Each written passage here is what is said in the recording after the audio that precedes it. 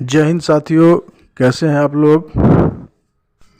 जैसा कि आप लोग डिस्क्रिप्शन में देख रहे हैं कि आज से हम एक नए सेशन की शुरुआत कर रहे हैं बिहार डीएलएड प्रथम सत्र के क्रैश कोर्स का।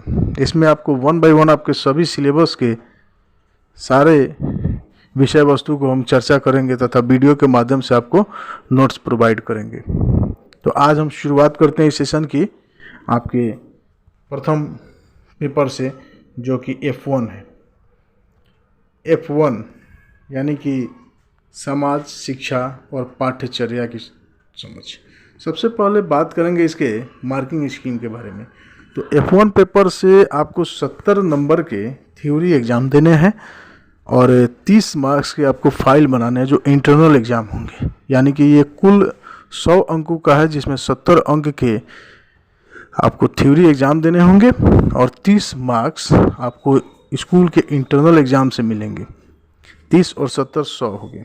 आप जो थ्योरी एग्ज़ाम देंगे उसमें लघु उत्तरीय, दीर्घ उत्तरीय दोनों प्रकार का प्रश्न आएगा। लघु उत्तरीय यानी शॉर्ट क्वेश्चन 30 नंबर का रहेगा और दीर्घ उत्तरीय यानी कि लॉन्ग क्वेश्चन 40 नंबर का रहेगा। ये लघु उत्तरीय जो 30 नंबर का रहेगा, ये कुल टोटल 6 प्रश्न रहेंगे 5-5 नंबर के, ठीक है। और दीर्घ उत्तरीय प्रश्न जो होगा वो 40 नंबर का होगा और कुल 4 प्रश्न पूछे जाएंगे 10-10 नंबर के। अर्थात इस प्रकार सभी नंबर को जोड़ेंगे तो दीर्घ उत्तरीय प्रश्न 4 प्रश्न 10-10 नंबर के 40 नंबर और लघु उत्तरीय प्रश्न 6 प्रश्न 5-5 नंबर के 30, 40 और 30 70 नंबर के कुल आपको थ्योरी एग्ज़ाम देने हैं। साथ ही साथ इस F1 पेपर का 30 नंबर आपका आंतरिक मूल्यांकन के आधार पर मिलेगा। तो इस प्रकार देखते हैं कुल मिला के F1 पेपर 100 नंबर का है। अब आइए इसके सिलेबस को समझते हैं। F1 पेपर में कुल 5 यूनिट पढ़ना है। यूनिट 1 है बच्चे, बचपन और समाज। यूनिट 2 है विद्यालय और समाजीकरण। यूनिट 3 है शिक्षा और ज्ञान, विविध परिप्रेक्ष्य की समझ। यूनिट 4 है शिक्षाविदों के विचार और यूनिट 5 है पाठ्यक्रम। ठीक है, तो ये रहा F1 का सिलेबस। आगे इसमें देखते हैं सभी इम्पोर्टेंट प्रश्नों को जो आपके एग्ज़ाम पॉइंट ऑफ व्यू से काफ़ी इम्पोर्टेंट है। आपकी परीक्षा में इन्हीं प्रश्नों के अंतर्गत कुछ ना कुछ प्रश्न पूछे जाते हैं, तो उन सभी प्रश्नों की चर्चा हम कर दे रहे हैं जितना प्रश्न आपके एग्ज़ाम में आते हैं। देखिए,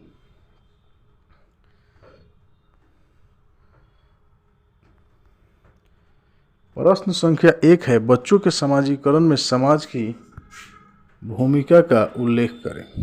प्रश्न संख्या 2 है बच्चों के समाजीकरण में माता पिता एवं पड़ोस की भूमिका का उल्लेख करें। प्रश्न संख्या 3 है बच्चों के समाजीकरण में विद्यालय एवं शिक्षक की भूमिका को स्पष्ट करें। प्रश्न संख्या 4 है बच्चों के समाजीकरण में परिवार, आस पड़ोस एवं समुदाय की भूमिका को स्पष्ट करें। प्रश्न संख्या 5 है विद्यालयों में समाजीकरण को प्रभावित करने वाले कारक का वर्णन करें। प्रश्न संख्या 6 है समाजीकरण क्या है, समाजीकरण की अवधारणा को स्पष्ट करें। प्रश्न संख्या 7 है प्राथमिक एवं द्वितीयक स्तर के समाजीकरण को उदाहरण के साथ स्पष्ट करें। प्रश्न संख्या 8 है बच्चों के समाजीकरण को प्रभावित करने वाले कारकों को उल्लेख करें। प्रश्न संख्या 9 है प्रमुख बाल अधिकारों का उल्लेख करें। प्रश्न संख्या 10 है शिक्षा नए समाज बनाने की प्रक्रिया है, उल्लेख करें। प्रश्न संख्या 11 है सूचना और ज्ञान में अंतर स्पष्ट करें। प्रश्न संख्या 12 है ज्ञान प्राप्ति का मुख्य स्रोत क्या है। प्रश्न संख्या 13 है ज्ञान मीमांसा से आप क्या समझते हैं। प्रश्न संख्या 14 है ज्ञान की अवधारणा का वर्णन करें। प्रश्न संख्या 15 है पाठ्यचर्या और पाठ्यक्रम में अंतर स्पष्ट करें। प्रश्न संख्या 15 है बिहार पाठ्यचर्या रूपरेखा अर्थात BCF 2008 का वर्णन करें। प्रश्न संख्या 17 है विद्यालय में बच्चों के समाजीकरण की प्रक्रिया में उनके शिक्षक की भूमिका को उदाहरण सहित वर्णन करें। प्रश्न संख्या 18 है राष्ट्रीय पाठ्यचर्या की रूपरेखा अर्थात NCF 2005 के मार्गदर्शक सिद्धांतों की विवेचना करें।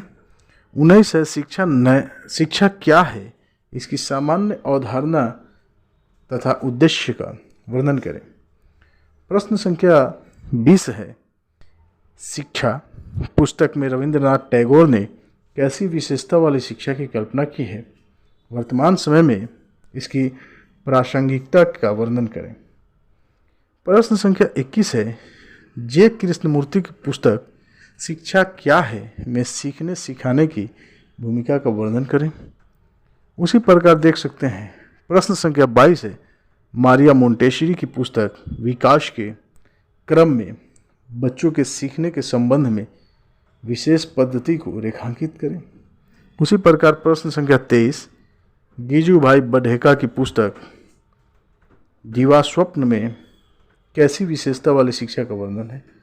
प्रश्न संख्या 24 है ज्योतिबा फुले द्वारा हंटर आयोग 1882 को शैक्षिक सामाजिक सांस्कृतिक असमानता को रेखांकित करते हुए दिए गए शिक्षाई संदर्भ को स्पष्ट करें। ठीक उसी प्रकार प्रश्न संख्या 25 है महात्मा गांधी ने अपनी पुस्तक हिंद स्वराज में कैसी विशेषता वाली शिक्षा की कल्पना की है।